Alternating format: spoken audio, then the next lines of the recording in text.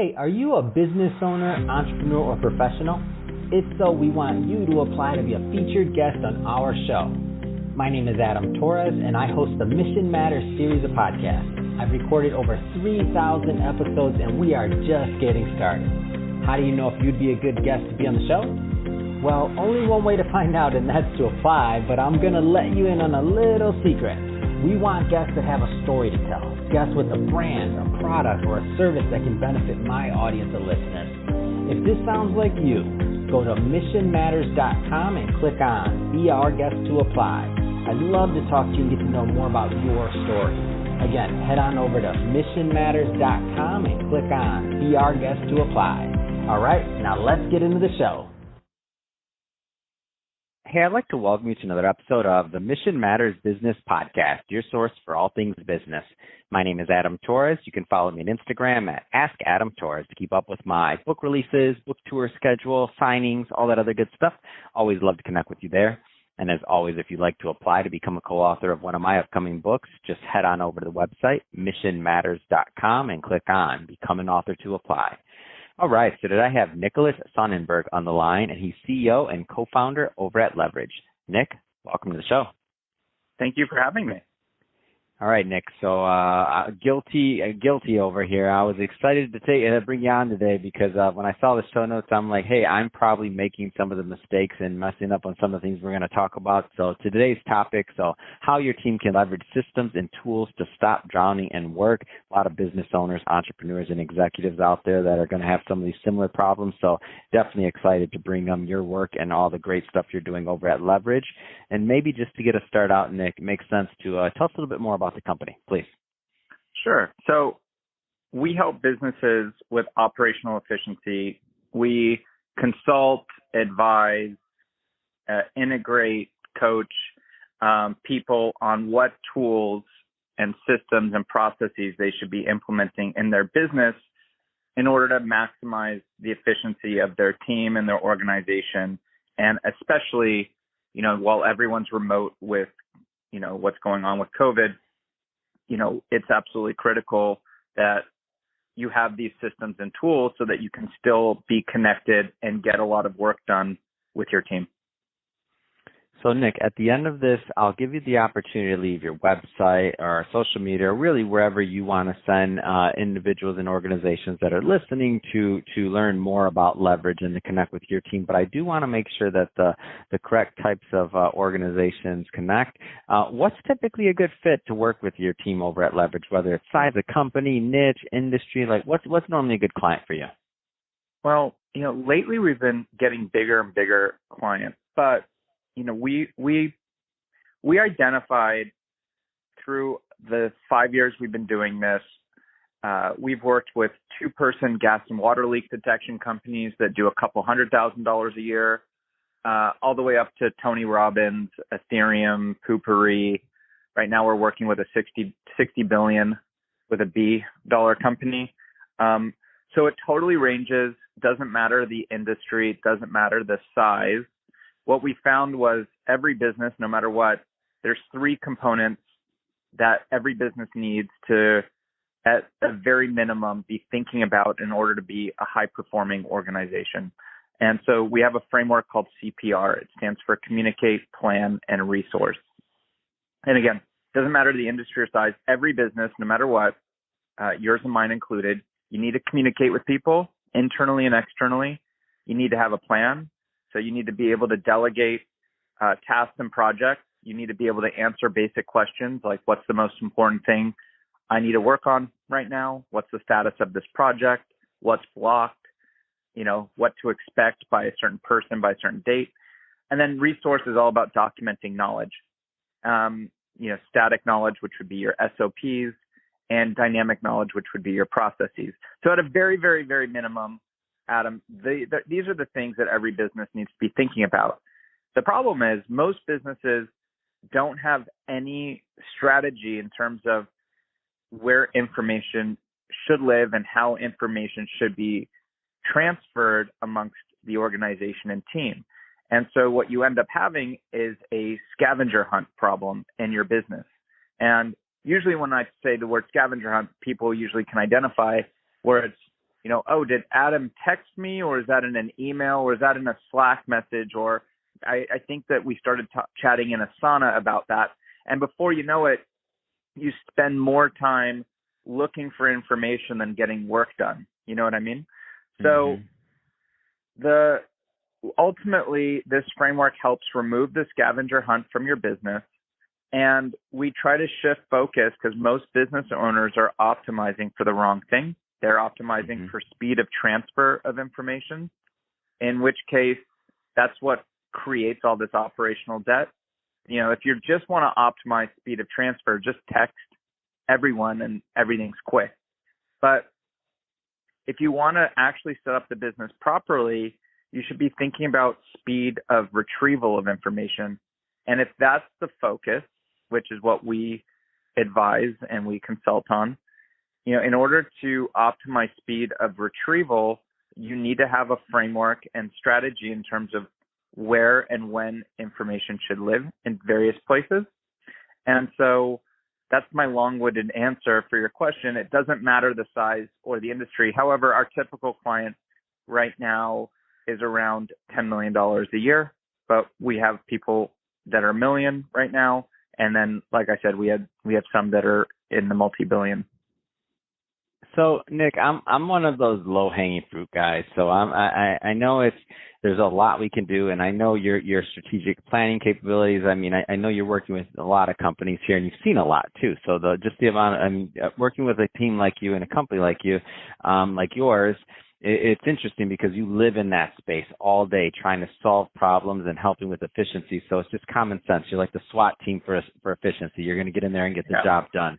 But that being said, I am a low-hanging fruit guy, and I think about like what's actionable today. And obviously every business is going to have a different problem, need, especially size, revenue, all that's going to change.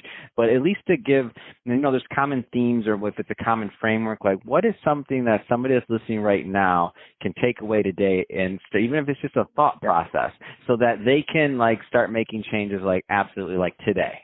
Right. Well, first of all, before directly answering that, the sooner you start thinking about this, the easier. So if you're listening right now and you have a small team and you're doing $2 million a year and you're like, oh, well, these people working with billion-dollar companies were so much smaller, it's irrelevant. It's not true. The sooner you get this done, the easier it is to scale your business, because the complexity of an organization scales exponentially with team size. When you're a team of, for example, 10 people, there's around 50 ways that information can be transferred between those people if you just graphed it out. If you go to 100 people, it's not 10 times more. It's not 500.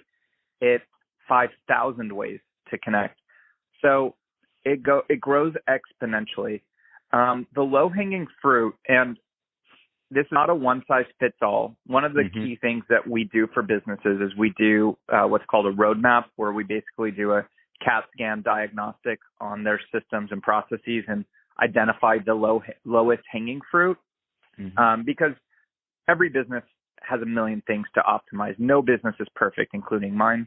And it's really important that you choose to do things in a strategic order, because you don't get any value rolling out one thing partially and a bunch of things partially. You need to get it rolled out to a certain degree so you start getting the value out of what you've done, and then you get a return on time, just like you think about return on investment.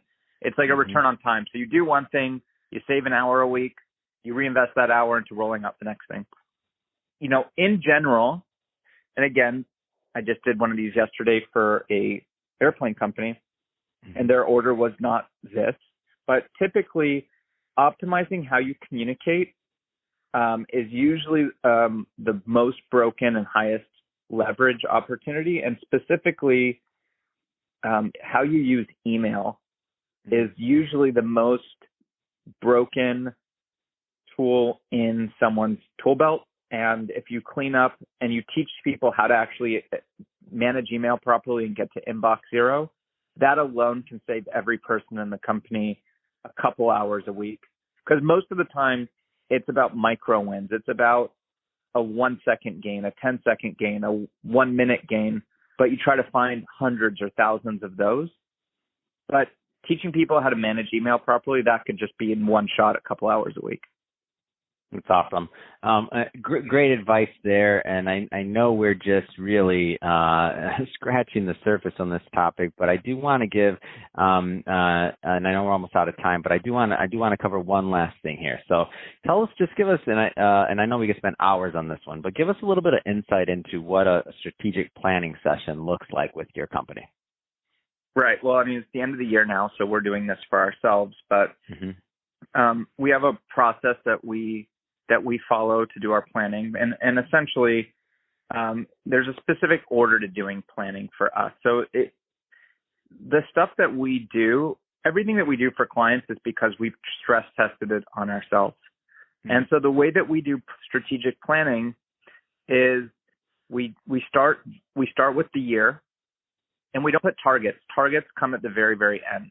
We follow loosely the framework of OKRs, objectives and key results. But, in 1 minute, the way that we do it is before anything, you come up with a theme for the year. You update every year we take a look at our vision and a mission and core values. But then we do yearly objectives and key results with the key initiatives or key projects that will help us achieve that. No targets. Then we go to quarterly. Same thing on the company. We align with the team on that. Then the departments do it. Then, and again, at each step, we're aligning on what matters most, because what you want to do is you want to say no to most things. You want to say no to the important so that you can say yes to the essential. And so after you do a few iterations of that, you clean up kind of what are the key projects that are going to help us achieve those key results. After all of that, then we do another round where we start coming up with realistic targets. Before all of that, so the realistic targets is the final step.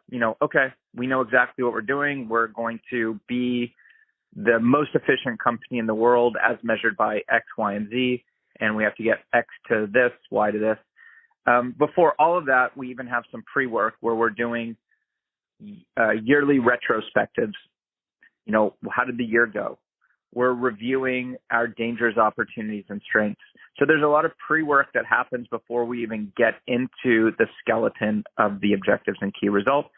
And then once all of that is nailed down, we have a really interesting process for our weekly sprints to ensure and almost guarantee that we're going to be on track to hit those targets that we had set. Wonderful. I love it. And I would expect you to have a well thought out process like this, because that's how you're saving people time. That process, like if you would have said, well, it's kind of hard to explain, that would have been a red light. No, no, actually, I know you guys are and I love that you stress tested on yourself, because everything we've done over here at Mission Matters, like every little thing. I had a call earlier today and they're like, wow, that's a great idea, this or that. And I'm like, I'm not that smart. Like we found that through trial and error, through a lot of planning and time and a lot of getting it wrong. So now you have the benefit of that, like of that pain I went through, or we went through as a team. I love it. Yeah. Well, funny enough, actually today, or recently, Asana, which is the tool that we use, just featured us in their blog about how we do planning. So you could go. Oh, that's a big deal. That's a big tool. That's a huge deal. Yeah. So you could, if you Google like Asana and leverage sprint planning, you could probably pull that article up, and that goes into a bit more detail about what I just described. Oh man, that's awesome. Well, Nick, I'll tell you, it's been a pleasure having you on the show today, and thank you for all the insight that you gave. I know I have some things that I have to go back and rethink. If somebody is listening to this and they want to learn more about leverage, or they want to connect with you and your team, I mean, what's the best way for them to do that? They could just go to getleverage.com, getleverage.com. And they could check out what we're up to. We've got a lot of free content. I have a podcast too, the Leverage Podcast. Books. I'm a writer for Inc. So there's a ton of free material. If you're listening to this and you're interested, you go to the website and you could get a lot of resources off the website. Fantastic. Well, Nick, again, appreciate you coming on the show. And to the audience, as always, thank you for tuning in. If you're a first-time listener, don't forget, hit that subscribe button. It's a subscribe button. I want you to come back, be a return listener. We have some more great guests coming up for you, and don't want you to miss out on that. And Nick, thanks again for coming on the show. It's been a pleasure. Thanks for having me.